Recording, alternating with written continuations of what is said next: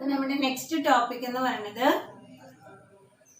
പ്രീറിക്വിസിറ്റ് or essentials of human resource planning.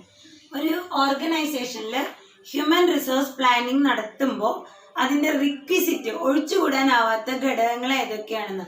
Otherwise it is നമുക്ക് പറയാം factors to be considered while human resource planning is done. ഒരു ഓർഗനൈസേഷനിൽ human resource planning ചെയ്യുമ്പോൾ നമ്മൾ ശ്രദ്ധിക്കേണ്ട factors എന്തൊക്കെയാണ്, എന്തൊക്കെ നമ്മൾ കൺസിഡർ ചെയ്യണം എന്ന് നോക്കാം. There are several factors, 8 factors determining human resource planning. The first one is objectives of the organization. അതായത് നമ്മുടെ ഓർഗനൈസേഷന് ഒരുപാട് ഒബ്ജക്റ്റീവ് ഉണ്ടാവും അല്ലെ. ഈ ഒബ്ജക്റ്റീവിലെ any change in these objectives will affect man power planning. നമ്മുടെ ഓർഗനൈസേഷന്റെ ചേഞ്ച് എന്ത് വരണോ ആ ചേഞ്ചിനനുസരിച്ച് നമ്മൾ എടുക്കുന്ന പ്ലാനിങ്ങും ചേഞ്ച് ചെയ്യേണ്ടി വരും. For example, sometimes new offices may be established അല്ലെ. ചില കേസിൽ certain new offices may be established at the same time some of the offices may be abolished. കമ്പനിയുടെ ഒബ്ജക്റ്റീവ് മാറുന്നതിനനുസരിച്ച് ചിലപ്പോ ചില പുതിയ ഓഫീസുകൾ ഉണ്ടാക്കേണ്ടി വരും, ചിലപ്പോ പഴയതുള്ളത് നമ്മൾ ചിലപ്പോൾ എടുത്ത് കളയേണ്ടി വരും. And all these require change in man power planning also. എന്താണ്, പുതിയത് എസ്റ്റാബ്ലിഷ് ചെയ്യുമ്പോൾ നമുക്ക് പുതിയ ആൾക്കാരെ അപ്പോയിന്റ് ചെയ്യേണ്ടി വരും, ഉള്ളതിനെ അബോളിഷ് ചെയ്യുമ്പോഴോ ഉള്ള മാൻ പവറിനെ കളയേണ്ടിയും വരും. So these adjustments are made with the help of promotions and transfer from one job to another. Existing ജോബിലുള്ളവർക്ക് തന്നെ പ്രൊമോഷൻ നൽകിക്കൊണ്ടോ അല്ലെങ്കിൽ ഒരു ജോലിയിൽ നിന്ന് മറ്റൊരു ജോലിയിലേക്ക് ട്രാൻസ്ഫർ കൊടുത്തുകൊണ്ടോ ആണ് നമ്മളത് അഡ്ജസ്റ്റ് ചെയ്യുക. അതാണ് first point, objectives of the organisation.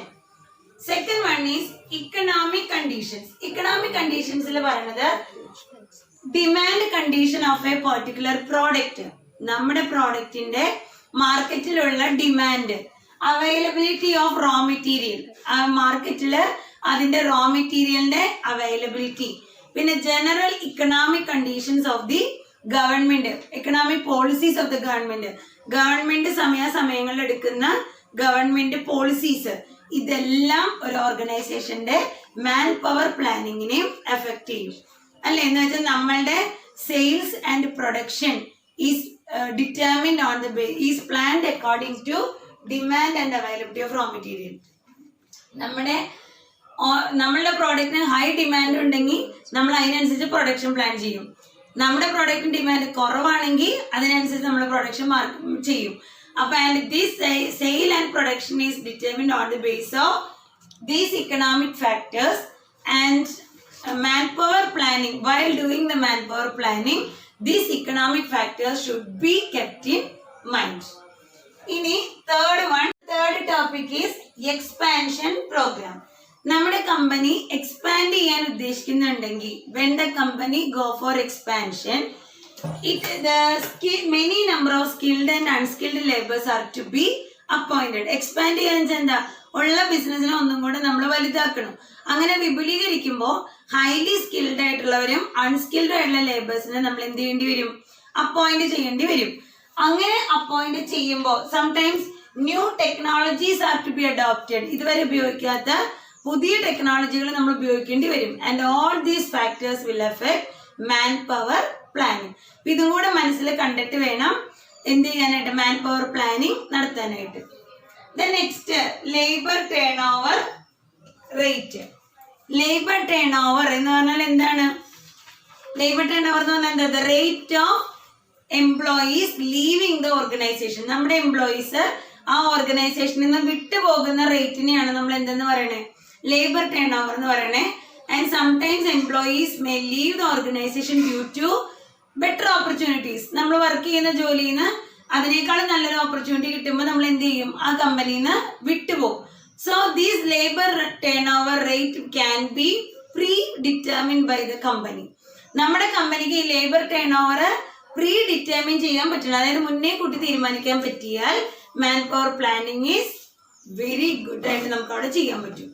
മുന്നേ കൂട്ടി അത് ഡിറ്റർമിൻ ചെയ്യാൻ പറ്റുകയാണെങ്കിൽ അതിനനുസരിച്ച് നല്ല മാൻ പവർ പ്ലാനിങ് നമുക്ക് നടത്താം. അപ്പൊ ലേബർ ഇവിടെ നമ്മൾ പറഞ്ഞത് നമുക്കൊരു ബെറ്റർ ഓപ്പർച്യൂണിറ്റി കിട്ടിയ ഒരു സ്റ്റാഫ് പോവാണ്, അങ്ങനെയാണെങ്കിൽ new employees are to be appointed to fill that vacancy. അയാൾ പോയത് കൊണ്ടുണ്ടായ വേക്കൻസി ഫില്ല് ചെയ്യാനായിട്ട് നമ്മൾ പുതിയ എംപ്ലോയീസിനെ അവിടെ അപ്പോയിന്റ് ചെയ്യേണ്ടി വരും.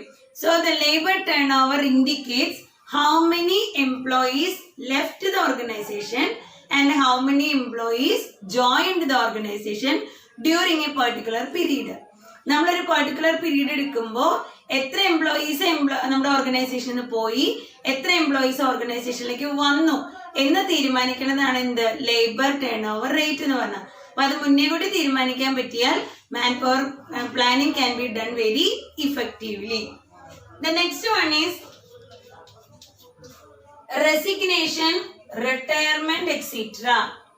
A company may face vacancies due to resignation. നമ്മുടെ എക്സിസ്റ്റിംഗ് എംപ്ലോയീസ് ജോലി റിസൈൻ ചെയ്തു പോവാണെങ്കിൽ അവിടെ വേക്കൻസി വരും. റിട്ടയർമെന്റ്, എംപ്ലോയീസ് റിട്ടയർ ചെയ്യുകയാണെങ്കിൽ, അതല്ലെങ്കിൽ separation of work, death of the employee, company Leh of, ഇതെല്ലാം കമ്പനിയിൽ വേക്കൻസി ഉണ്ടാകാനുള്ള റീസൺസ് ആണ്. So all these factors should be kept in mind while making manpower planning. Next എന്താണ്, existing manpower. Existing manpower means every company files a record of existing employee. നമ്മുടെ ഓർഗനൈസേഷനിൽ എത്ര employees ഉണ്ട് എന്നുള്ളതിന്റെ ഒരു ഇൻവെന്ററി റെക്കോർഡ് നമ്മുടെ കമ്പനിയിൽ ഉണ്ട്. So before making the manpower planning, first the company must decide the inventory record carefully. First examine the inventory record carefully. എന്നിട്ട് അതിനനുസരിച്ച് മാത്രമേ നമ്മൾ ന്യൂ അപ്പോയിന്റ്മെന്റ് നടത്താനും പാടുള്ളൂ. അപ്പൊ അതാണ് existing man power. Seventh one is fixation of planning period. Fixation of planning period എന്ന് പറഞ്ഞാൽ the organisation fixes the planning period. Planning period means it involves both short term period and long term period. And these periods are to be pre-fixed. എന്ന് പറഞ്ഞാൽ എന്താ, മുൻപേ കൂട്ടി നമ്മൾ planning period fix ചെയ്യണം. അത് ഷോർട്ട് ടേം പ്ലാനിങ് ഉണ്ട്, long term planning ഉണ്ട്. Long term planning is done by basic and heavy industries. ആരാ ലോങ് ടേം ചെയ്യാം? ബേസിക് ഇൻഡസ്ട്രീസ് അല്ലെങ്കിൽ ഹെവി ഇൻഡസ്ട്രീസ് ആണ്. ഓട്ടോമൊബൈൽ അങ്ങനെയുള്ള ഹെവി ഇൻഡസ്ട്രീസ് ഒക്കെയാണ് long term planning period fix ചെയ്യുക. That means the population growth rate, education, training facilities available, etc. will influence the fixation of this planning period. ഇപ്പൊ നമ്മുടെ total population rate, education, കമ്പനിയിലെ training facilities, ഇതൊക്കെയാണ് ആ ഒരു കമ്പനിയില് planning period fix ചെയ്യുമ്പോൾ ശ്രദ്ധിക്കേണ്ട കാര്യങ്ങൾ. അതിനെ ബേസ് ചെയ്തുകൊണ്ടാണ് നമ്മൾ ലോങ് ടേം ആണോ ഷോർട്ട് ടേം ആണോ എന്ന് ഫിക്സ് ചെയ്യണേ.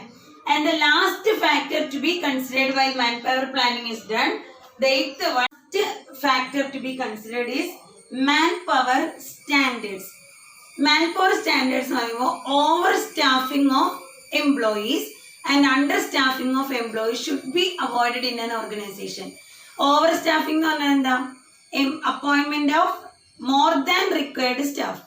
Understaffing എന്ന് പറയുമ്പോൾ less than required staff. നമുക്ക് ആക്ച്വലി എത്ര വേണോ അതിനേക്കാൾ കുറവ് സ്റ്റാഫിനെയും കൂടുതൽ സ്റ്റാഫിനെയും അപ്പോയിന്റ് ചെയ്യാനായിട്ട് പാടില്ല. ഓവർ സ്റ്റാഫിങ് വരുമ്പോൾ എന്താ അതിന്റെ ദൂഷ്യം എന്ന് പറയണേ, it will increase the cost. നമുക്ക് 10 വർക്കറെ മതി, നമ്മുടെ ഓർഗനൈസേഷനിൽ 12 വർക്കർ ഉണ്ട്. ഇപ്പൊ 2 പേർക്ക് നമ്മൾ വെറുതെ സാലറി കൊടുക്കലേ ചെയ്യണേ. അപ്പൊ അതാണ് ഓവർ സ്റ്റാഫിങ്, കോസ്റ്റ് ഇൻക്രീസ് ആവും. Under staffing will effect the quality of work. എന്താ കാരണം, 10 ആള് ചെയ്യേണ്ട ജോലി 8 ആള് ചെയ്യുമ്പോൾ എഫിഷ്യൻസി എങ്ങനെയായിരിക്കും, അവിടെ ഡിക്രീസിങ് ആയിരിക്കും. അതിനനുസരിച്ച് പ്രോഡക്റ്റിന്റെ ക്വാളിറ്റി വിൽ ഓൾസോ സഫർ അല്ലെ, നല്ല വിചാരിച്ച പോലെയുള്ള ക്വാളിറ്റി പ്രോഡക്റ്റ് കിട്ടില്ല. അപ്പൊ so correct man power standard should be kept. That means standard means the adequate number of staff that will avoid both understaffing and overstaffing. അപ്പോ എങ്ങനെ അത് ഡിറ്റർമിൻ ചെയ്യുക കമ്പനികള്?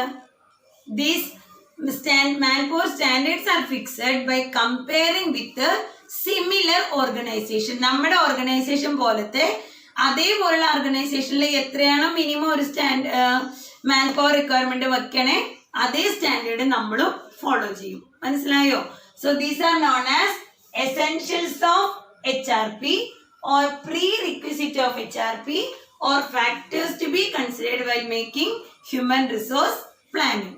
പ്രത്യേകം ശ്രദ്ധിക്കുക, ഒബ്ജക്റ്റീവ് നോക്കണം. കമ്പനിയുടെ ഒബ്ജക്റ്റീവ് ചേഞ്ച് ആയി കഴിഞ്ഞാൽ മാൻ പവർ റിക്വയർമെന്റും മാറും.